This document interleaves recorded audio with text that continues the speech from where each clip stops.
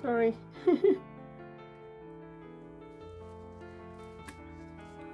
So that's it there. I took it out and tiny little bubbles. I used a mat. I have to give this another go because I love the inside. That's the other side.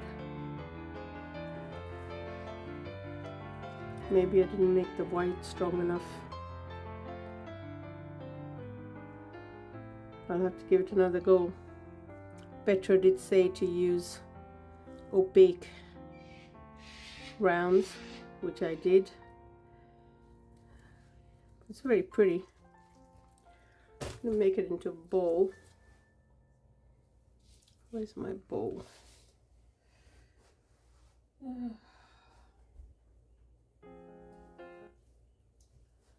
just grab a bowl.